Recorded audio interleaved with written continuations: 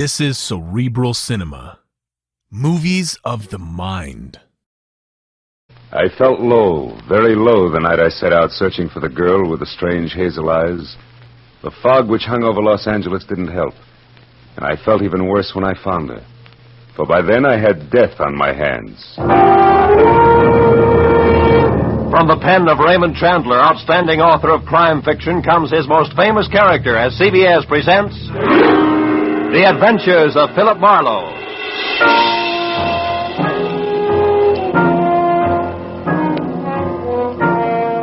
And now, with Gerald Moore starred as Philip Marlowe, we bring you tonight's gripping story, The Persian Slippers.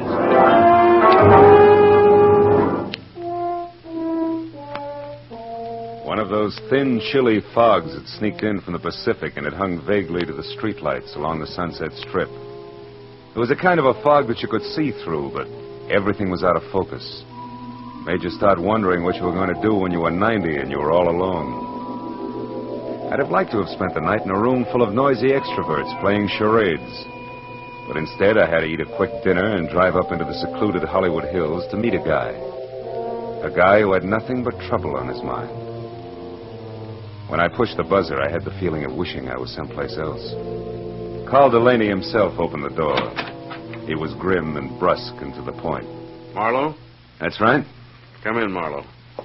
I appreciate this. You're coming up here after business hours, I mean.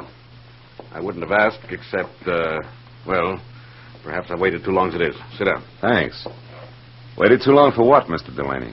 36 hours ago, my wife disappeared. Marlowe, you've got to find her for me. Find her just as fast as you can. Wait a minute. Disappeared, you said. Would you mind playing that part back a little slower? Norma simply walked out that door, got in her car, and drove off to get hold of herself, as she always does when we've quarreled. And always before, she's come back in an hour or so. But this time... This time she simply didn't come back, is that it? Look, Mr. Dellany, I could... You'd better let me finish before you do anything. Lately, my wife has been brooding over something serious that she refused to discuss. I've caught her crying several times, and she's not a woman given to tears. Marlowe, I'm sure that unless we move fast, when we do find her, we're going to find her dead. Suicide? Yeah.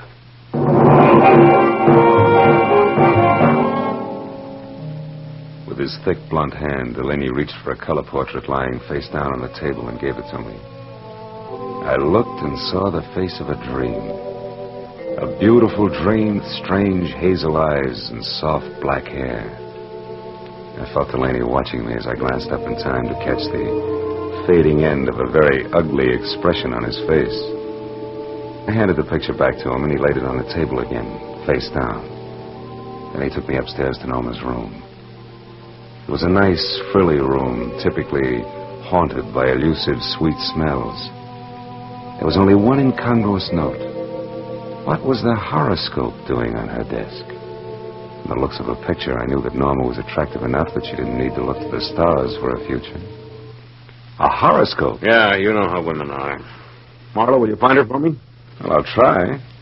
My rate is $25 a day plus expenses. And remember, you hired me to find her, not bring her back. Fair enough. You just find her. I'll be satisfied.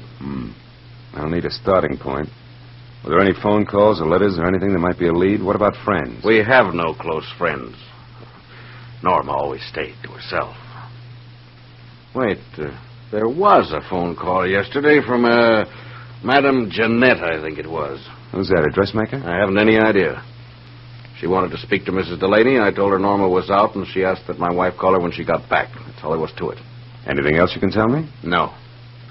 No, it's not much to go on. Well, so you can do it, Mr. Dellany. I'll be here all night, Marlowe. Call me if you need anything. Yeah, I'll do that. Good night.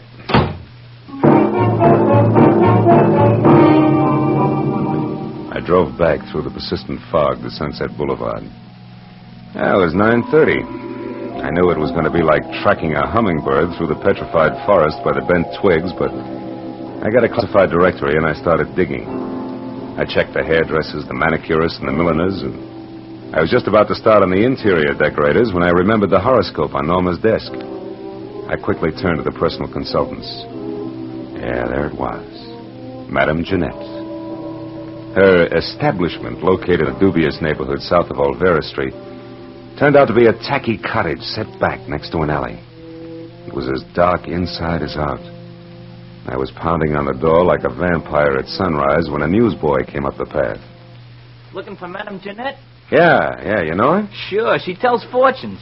Says I've got a great career line. You want to see it? Not right now, thanks. And I'll say for her that she's a sound sleeper. Maybe, but not so early as this. About this time, she's always hanging around that bar on the corner. Tonight, she's throwing a farewell party in there. Farewell party? Who for? Herself. She's leaving town. Oh, thanks a lot. Here, kid. Gee, a buck. My old man'll start up and shooting crap again.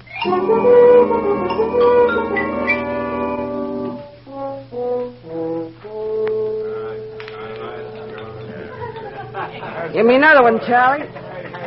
Not every night I say goodbye to my dear old neighborhood. Muscatelian, Janette? Yeah.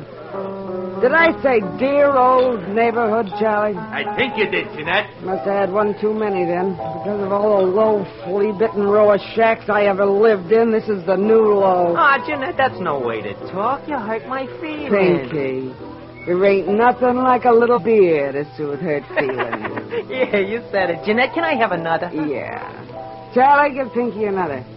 This is his last. The last? I thought you said it was a farewell party. You with all your dough. This dough's to get me out of this rat trap of a town, see? It's the last I want to see it of it in all my life, see? Yeah, Another muscatel, Charlie. Hold on a minute, Janette. Hey, what'll it be, mister? Something just a bit drier than muscatel. Say scotch? It's on me, mister. It's my party. Well, this is indeed a pleasure. You're the Madame Janette, aren't you? Yeah, why? You're all of 20 years younger than what I expected. Probably the life I lead. Hey, wait a minute.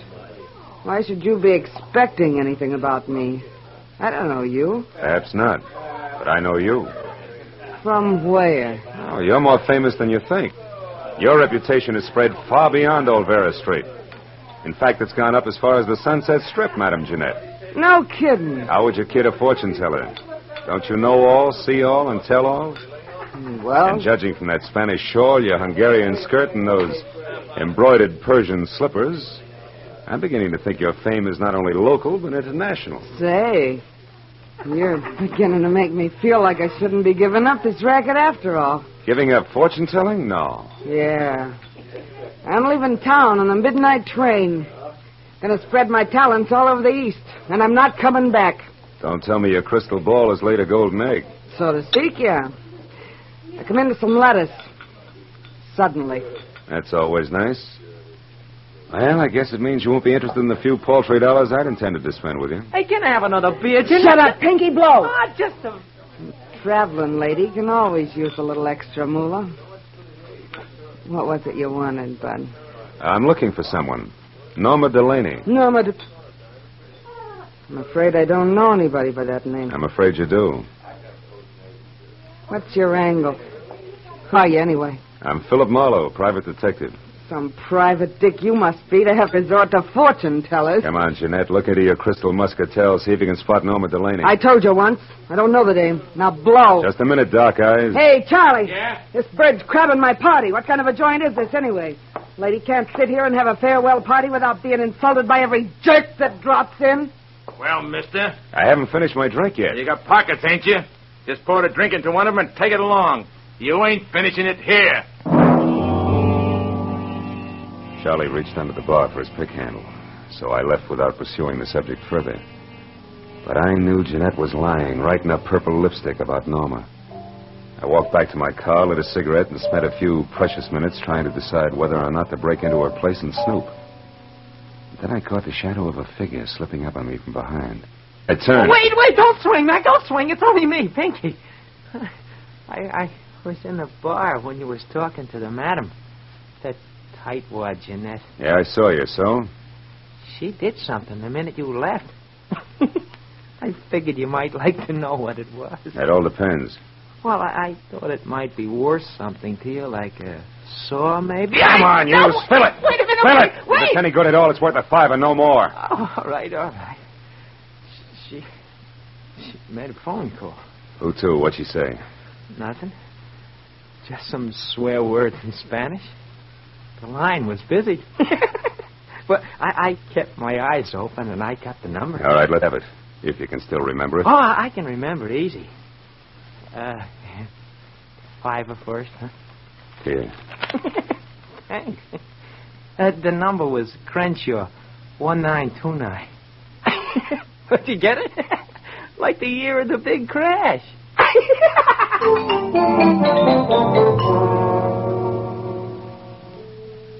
Thanks to the thirst of an underweight lush, I wasn't at the end of my rope yet. I drove as far as the nearest drugstore, dropped a nickel in the slot, and dived. Crenshaw, the year of the big crash.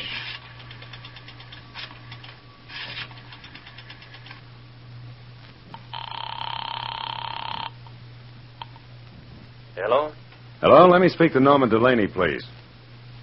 I'm afraid you must have the wrong number. Look, I'm trying to locate Mrs. Dellany. I suggest you help me. How did you get this number? From a client, Mr. Carl Dellany.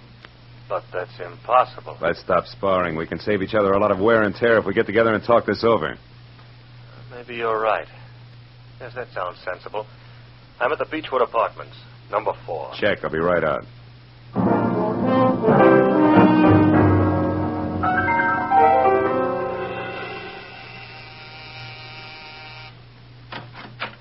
Mr.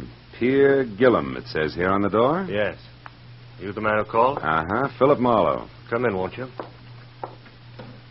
You said you were looking for Norma Dellany, Mr. Marlowe. Tell me, what's wrong? Has anything happened to her? Well, her husband seems to think she might have killed herself, but I have a hunch that you might have something interesting to say. No, poor kid. Poor Norma. Well, I'll tell you what I can, Marlowe, but it isn't much. Oh, I'm all ears, and I'll sit, thanks. I was in love with Norma once, briefly, a long time ago. She was a wonderful girl, but her husband was insanely jealous. Mm-hmm. Even though she hadn't loved him for years, he refused to give her up. He even threatened to kill her first. Oh? Norma and I realized that serious trouble lay ahead, so we parted. Good friends.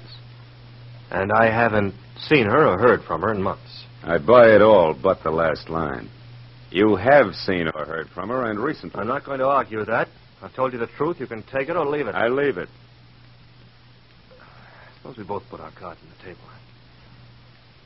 You lied to me when you said Carl Dellany gave you my number. I know because Madame Janette called me shortly after you did. Touché. But why did she run to call you at the mention of Norma's name if you two broke up months ago? And incidentally, how did that ersatz oracle Janette get mixed up in this in the first place? That is a long story, Marlowe. Good, I like long stories. I'll bet it begins just for a lark. Norma and I went down to Olvera Street once to have our palms read. Yes, that's exactly how it started. Madame Janette was an unusual woman, a character, you might say. Uh-huh. Well, we became friendly with her. Norma got quite sentimental about her. One day we made a sort of pact. If ever either of us was in trouble and needed the other, we'd go to Madame Janette or get a message to her. She would notify the other. So when I walked in asking for Norma, the madam assumed she was in trouble. Right. Called me immediately because she herself was leaving town in less than an hour. I know. Well, Mr. Gillum, it's all very interesting, but it's getting me no place. Thanks. If I need you again... No, wait, Marlowe, don't go.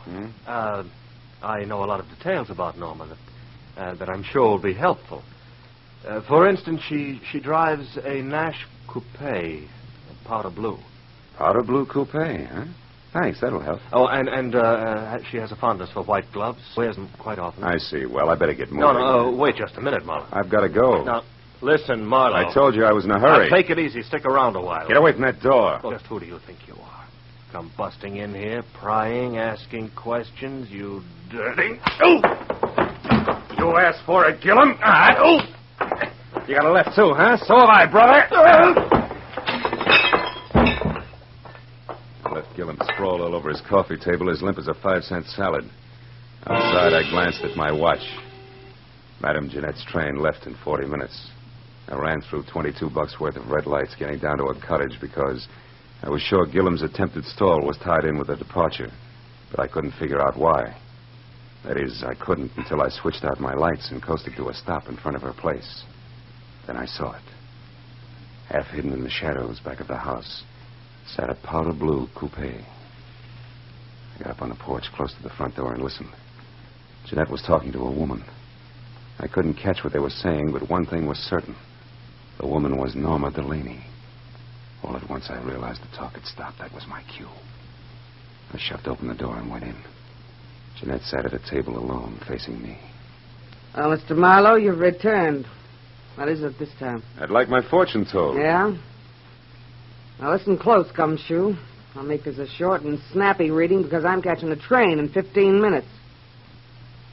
There's a woman very close to you. In fact, she's right behind you, sucker! What? No!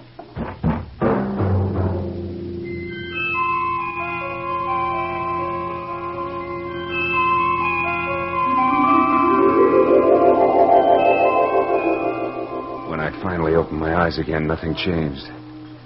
It took me a long time to figure out that the lights were off and it was dark. I climbed up the table leg, hand over hand, and switched on a lamp. Janette's house was absolutely quiet. I had caught a glimpse of a white glove holding what is known as a blunt instrument just before I dozed off. And that reminded me what I was down here for. I wobbled through the kitchen and out the back door, but the powder blue coupe was gone. It was 12:15. My head and the fog both had gotten a little thicker. So I just stood there, useful like a ping-pong ball in a bowling alley. It was the sound of footsteps that finally moved me, and the newsboy was back. Well, how you again, mister? Did you ever get a hold of Madame Janette before she left? Yeah, but not tight enough. Say, a blue coupe left here a few minutes ago. Did you see it? Nope, I didn't. Gee, I'm sure sorry she went away. She gave me $1 tonight, too. Said she was coming into a fortune. You and your career... Say, what's that down there, in those weeds? I don't know. It looks like some kind of a shoe. Yeah, it is a shoe. Here, see? What do you know? A Persian slipper. I took the slipper along as a souvenir for my scrapbook and walked back to my car, trying to fit Norma Dellany's lovely hazel eyes in with that crack on the skull. But I couldn't. Between throbs of my headache, I figured Pierre Gillum why Norma had dropped in on Adam so close to train time. I decided to go back and ask him. Gillum was as reliable as a two-headed quarter and just as tricky. So when I got to his apartment, I pushed the buzzer, stepped back, and braced myself. There was no fight left in it. He opened the door in his robe, fingered the mouse I had given him, and grinned. Oh. So you found your way out by yourself. Uh-huh. Say, Gillum, what was so important about Norma seeing Madame Janette just before her train left? I don't know. Oh, you knew enough to try to keep me here, to delay me. Why? Oh, Marlowe, I did that for old time's sake, for an old friend.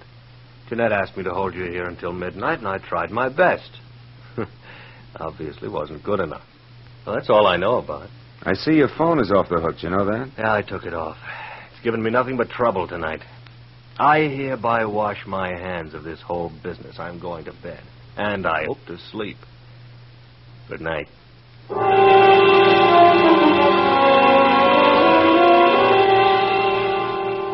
I envied him and left to call my client, Carl Dellany. He said he'd be in all night, but the phone kept ringing and ringing, and no one answered. I suddenly got a very creepy feeling. 20 minutes later, I pulled to a stop at that small but elegant house.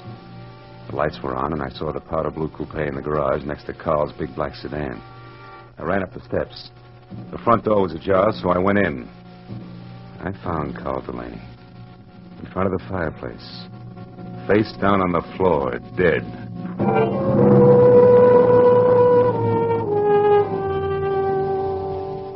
There was a handbag on a chair. I opened it. Compact, cigarettes, and a key to room 340 in the Bradford Arms Hotel. No identification. That color portrait of Norma was standing up on the table this time, and those searching hazel eyes seemed to follow me all the way to the telephone.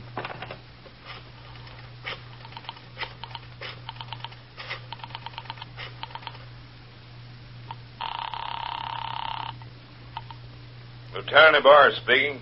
Phil Marlowe, Ibarra. There's a dead one at 1077 Hollycrest Road, named Carl Dellany, murdered. I'll be right out. I hung up the phone, and then the hair on my neck crawled as I heard the unmistakable sound of a woman's heels on the floor upstairs. I ducked behind a door as the heels clicked down the steps. And then she entered the room.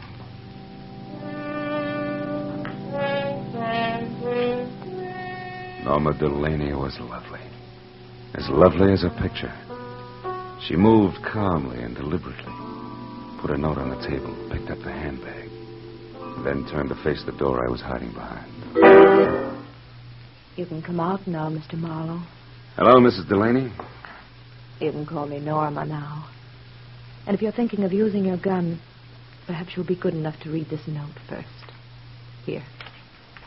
To whom it may concern, I, Norma Dellany, purposely and with premeditation, shot and killed my husband, Carl. It is beyond me to express how deeply I hate him, and since I must pay for this and cannot endure a public spectacle, I shall take my own life within the next few minutes. Now, look, Norma, no guns. Easy, Marlowe. I'll kill you if necessary. But it would be so pointless now. I'm free at last, and I want to spend a little time left to me in my own way. Norma, if you'll listen to me Stay just back. a minute. Tonight I made my only friend, Madame Janette, happy. And I killed a man who needed killing. Something good, something bad. So I'm quitting, even up. What do you propose to do with me? You mustn't try to stop me, Marlowe. See that closet? Mm-hmm. Get inside. And careful how you move your hands. Turn around to the wall. That's it. Marlowe, I'm sorry I had to hit you with Janette tonight.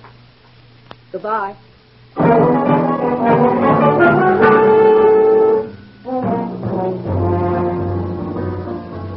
It took 3 shots to smash the lock on that closet door.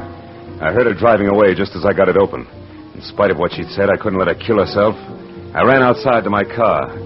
One glance under the hood was all it took. There was nothing left of the wiring but loose ends. I ran into the street and a miracle happened. The first time in my life a taxi in Los Angeles when I wanted it. I'm sorry, fella. I'm going to call. Skip it. This is an emergency. Hey, wait a minute. You Police can't... business. A girl is driving up the road in a blue coupe. We got to catch her before she kills herself. Let's go.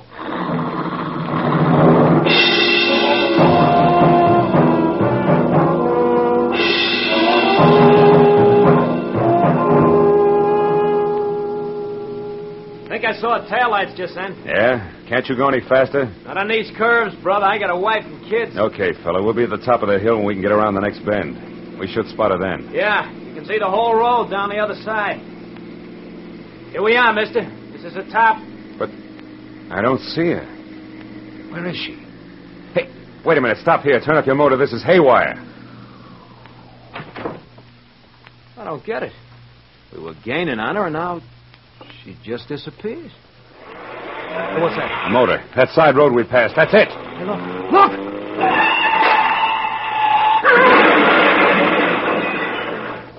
Holy smoke.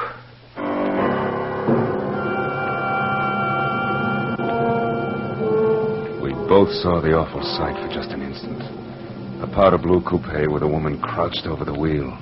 It shot out of that side road, crashed through the guardrail, and fell end over end down into the gorge. By the time we got to the hole in the fence, the wreck was an inferno. No, no use trying to get down there. The whole hillside will be on fire in another minute. I guess she pulled over here into this side road and waited for us to go by. And we did. Yeah, sandy here, too. So wonder if she didn't get stuck. What's the matter? There's something buried here in the sand. One of her tires ran over it. What is it? Why, it's plenty, brother. Come on, turn that hack of yours around. Let's get off this mountain. I just found the answer to a lot of questions.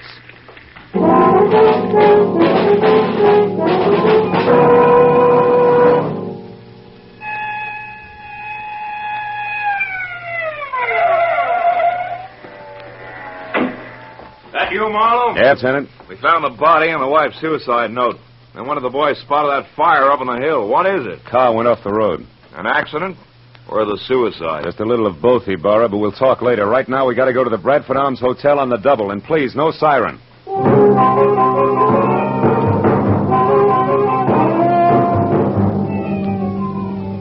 The Bradford Arms was a 3-story walk-up. When we got there, Ibarra stationed one man in front, sent another to cover the back, and we started up the stairs.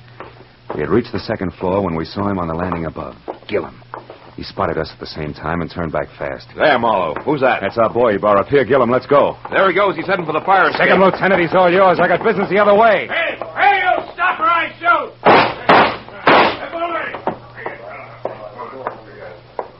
Room 336, 38, 340. All over now. You better drop the gun. Please, it's been neat so far. Don't mess it up. Come on, beautiful. Drop it. It's better. Well, Marlowe, I got him. Had to wing him to bring him down, but here he is. And the lady must be... Yes, Lieutenant. The lady is Norma Dellany. The girl who wanted to kill her jealous husband and then commit suicide, but didn't want to die doing it. So she used someone else's body, Madame Janette's, which was a logical choice because Janette was blackmailing her.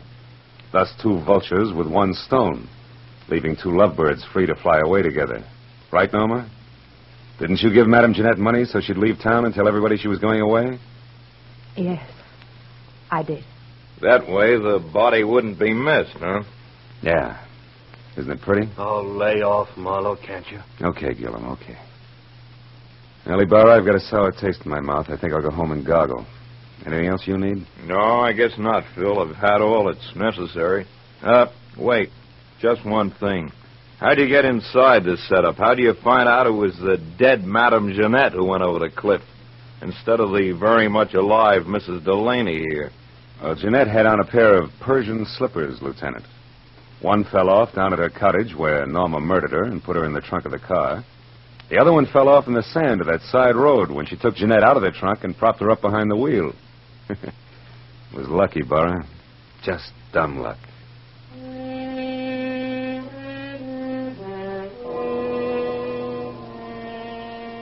I took a walk later. A long walk. All by myself. Through that thin, empty fog in the dark, empty streets. A pair of hazel eyes and a pair of Persian slippers went round and round in my head. And for some reason I kept thinking, a pair of Persian slippers has two soles, two heels. And it's hard to tell just exactly where the one becomes.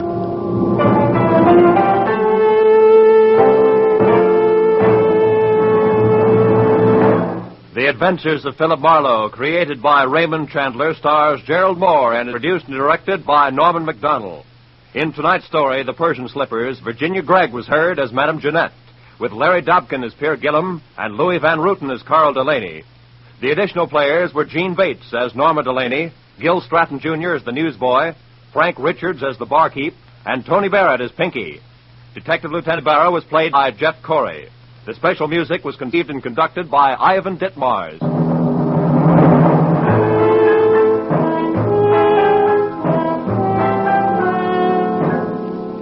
Be sure to be with us again next week at this same time when Philip Marlowe says...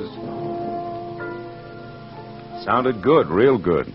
A weekend at Malibu, expenses paid with a cash bonus thrown in. But that was before I knew about the henchman, the redhead, and the corpse.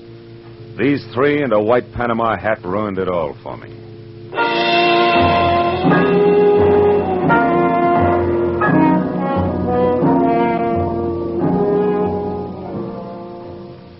The big star-studded array of CBS Sunday shows starts tonight. 1, 2, 3, 4, 5 top entertainment programs that make listening to your CBS station a happy habit. 1, Cabin B-13, the popular dramatic show by John Dixon Carr, renowned mystery writer. 2, the new Electric Theater, guest starring Henry Fonda tonight, and regularly starring Helen Hayes, First Lady of the Theater, when she returns from London. 3, Our Miss Brooks, the hilarious comedy success starring Eve Arden. 4, Lum and Abner, a brand new half-hour show of smiles and chuckles with the Merchants of Pine Ridge. 5, Strike It Rich, the sensational quiz show with a heart to wind up the sparkling parade of entertainment. Mystery, drama, comedy, excitement tonight over most of these CBS stations.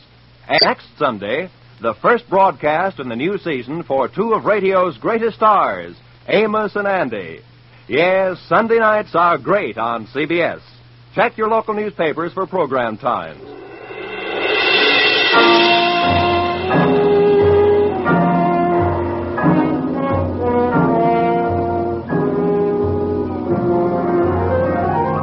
This is Roy Rowan speaking for CBS, the Columbia Broadcasting System.